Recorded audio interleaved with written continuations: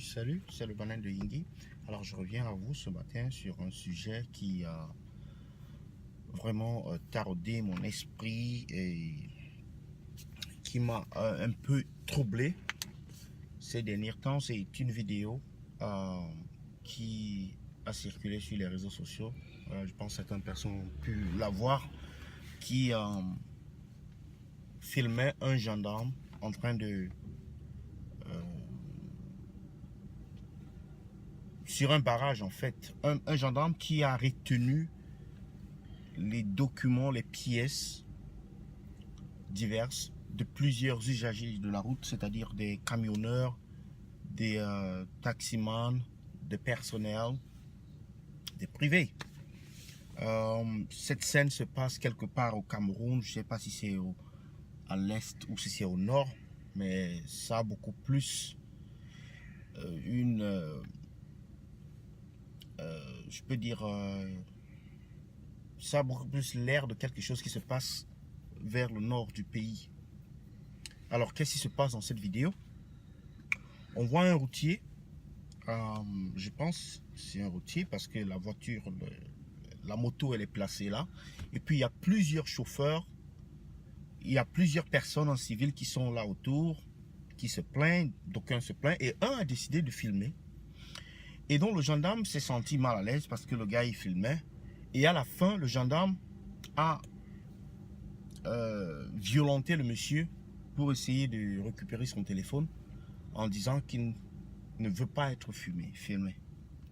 Alors, la lecture que je peux faire de cet incident, c'est simplement que nous, les Camerounais, nous sommes responsables de ce qui nous arrive. Ça fait des années. Parce que il y a de cela 20 ans, il y a de cela 30 ans, mais je peux dire depuis au moins 20 ans, ou 30 ans même, ces scènes sont très récurrentes au Cameroun. Les scènes où un contrôle, c'est-à-dire les plaintes qui sont faites au niveau de la vidéo, les camionneurs et les usagers se plaignent qu'ils ont remis le dossier au gendarme et le gendarme n'a même pas regardé. Donc, il ne regarde même pas le dossier et il le met dans la poche ou il le met dans sa voiture. Qu'est-ce qui se passe? Il a besoin d'être corrompu. C'est-à-dire, il a besoin qu'il lui donne des sous. Et les usagers qui ne se reprochent de rien refusent de donner des sous. Et le gendarme donc de confisquer tous ces dossiers. Et il y a des véhicules garés à gauche, à droite, partout. Ça, c'est des scènes qu'on voit tous quand on va au Cameroun. Mais alors, quelles sont les voies de recours pour ces usagers de la route? Parce que dernièrement, il y a un monsieur qui a parlé, qui a un numéro qu'il faut appeler. Je ne sais pas si c'est le 100 ou si c'est le 115. Je pense qu'il avait dit le 115. Un numéro qu'il faut appeler. Et quand vous appelez là-bas, on vous identifie et on va résoudre votre problème immédiatement. Je pense que, franchement, des scènes comme ça ne devraient plus se passer. Et ce gendarme, si les autorités camerounaises sont sérieuses, devraient le suspendre. Mais les gendarmes, justement, en parlant des gendarmes, il y a également des vidéos qui circulent sur l'affaire Mida où les gendarmes violentent, ils séquestrent, ils tabassent les adhérents ou bien les membres de la MIDA qui réclament leurs sous.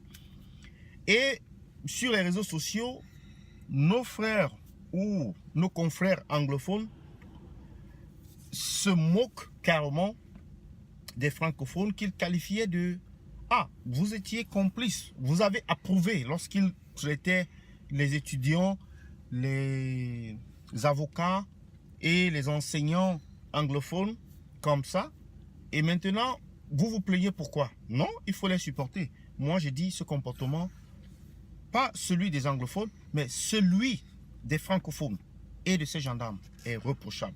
Et je dis à mes frères francophones de savoir réclamer leurs droits et de tenir ferme lorsqu'il s'agit de réclamer leurs droits. Pourquoi est-ce qu'on utilise la gendarmerie? La gendarmerie, c'est une force paramilitaire.